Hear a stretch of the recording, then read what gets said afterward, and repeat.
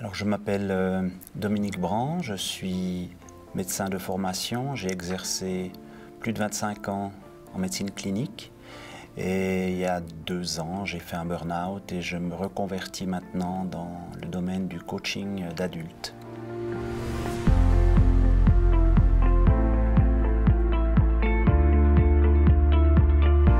Alors, ce que j'ai cherché et trouvé en grande partie dans le coaching, que ce soit au niveau professionnel ou de développement personnel, c'est d'abord une sorte de continuité dans mon trajet professionnel où je peux garder une relation d'aide, mais qui se traduit par un autre type de relation que celui du soignant-soigné. Cette relation soignant-soigné est souvent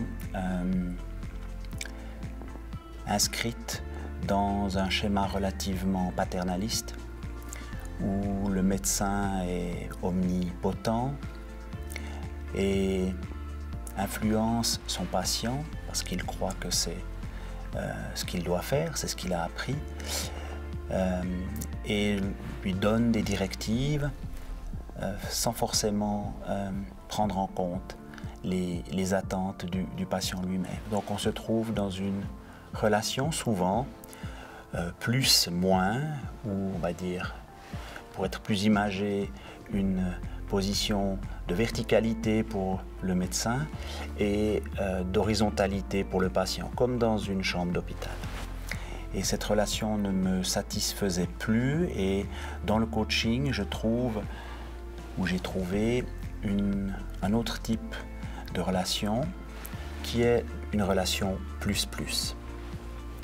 Le coach est là, non pas pour dicter des façons de faire, des attitudes, des postures au coaché, mais il est là pour l'accompagner et pour que le coaché, qui n'a pas une relation passive, contrairement au patient, le client, le coaché, va trouver en lui, grâce à l'accompagnement du coach, les ressources qu'il possède et qui sont souvent enfouies, et ces ressources pour trouver des pistes, des solutions qui vont pouvoir l'aider à surmonter une problématique, qu'elle soit temporaire ou à plus long terme. Et cette différence d'approche va permettre au coaché d'intégrer petit à petit cet acquis, certains changements de croyances ou de paradigme. Et comme c'est le coaché qui va les intégrer, puisque c'est lui qui va décider de ce qui est important pour lui, c'est quelque chose qui va être beaucoup plus efficace sur le long terme que simplement des conseils d'une personne extérieure à la vie de la personne. Autrement dit, ce qui est important pour moi dans le coaching, c'est le respect et la compréhension de la carte du monde du coaché et de pouvoir se connecter à cette carte du monde, d'en être finalement un récipiendaire, d'essayer de la décortiquer, de la décrypter avec le coaché et de faire voir au coaché toutes les possibilités qu'il y a en lui pour trouver des solutions. En tant que médecin, on a aussi des situations où le patient est demandeur d'explications, a envie d'être plus actif dans cette relation. Néanmoins, ces demandes ne sont pas souvent bien acceptées par la corporation. Et ce qui est intéressant, c'est d'apprendre une certaine humilité. Je me suis retrouvé dans une situation plutôt de conseils avisés ou bienveillants, du mentoring, mais ces conseils n'étaient pas forcément en lien avec ce que la personne attendait. Je m'explique, c'était ma carte du monde mon interprétation de la situation qui dictait mes conseils ou mes suggestions. Et souvent, le patient prenait ça comme de l'argent comptant, alors que c'était peut-être pas du tout ce qu'il attendait.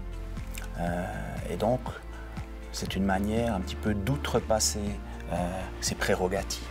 Alors que dans la relation de coaching, pour une situation de burn-out par exemple, on va essayer de comprendre ce que le client vit ou ce qu'il a vécu et de comprendre avec lui, de l'accompagner dans la compréhension de ce qui se passe, pourquoi ça se passe comme ça, comment il peut réagir lui-même, comment finalement il peut sauver sa peau, soit en modifiant des comportements qui lui permettent de se distancer de la pression professionnelle.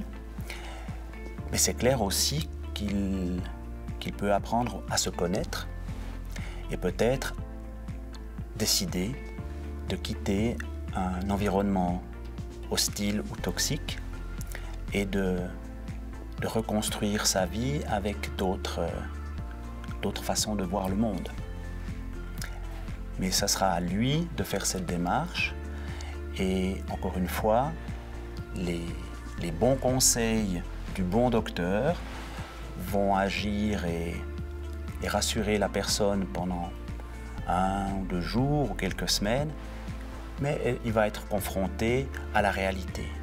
Et il y aura un décalage entre ce qu'on lui aura conseillé de faire et ce qu'il peut faire. Et si la personne coachée intègre elle-même ce dont elle est capable, ça va être beaucoup plus efficace. J'avais l'impression, voire la certitude, que ça allait être qu'un avantage d'avoir une expérience de médecin. Et comme je vous l'ai dit tout à l'heure, la première des choses que j'ai dû apprendre, c'est l'humilité. Parce que j'ai dû me départir de cette attitude paternaliste, en fait. Et donc ça a été très difficile de perdre ces repères qui avaient structuré mon activité pendant plus de 25 ans. Donc j'ai dû constater et le vivre que ce n'était pas qu'un avantage, que ça pouvait être un handicap. Mais une fois conscient de ce hiatus possible, je me suis rendu compte que mon expérience humaine, on va dire, pouvait être un avantage. Pas le schéma biomédical de l'approche d'une maladie, mais mon expérience des relations humaines, mon écoute peut-être que j'ai rendue peut-être plus attentive et plus bienveillante, mais cette expérience humaine, je pense qu'elle était pour moi fondamentale. Et il a fallu par-dessus cette expérience humaine une formation, on va dire, théorique, qui met les limites entre une attitude, une posture de médecin et une posture de coach, car le coaching n'est pas une thérapie.